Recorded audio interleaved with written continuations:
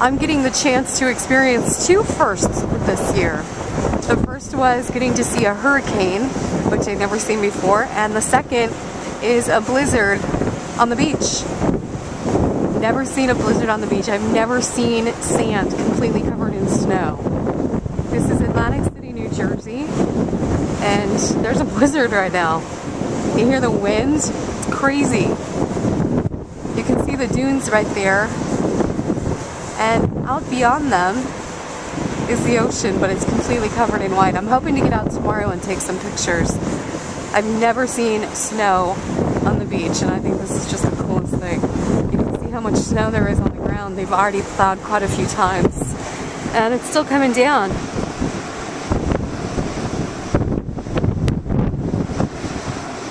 It's a winter wonderland.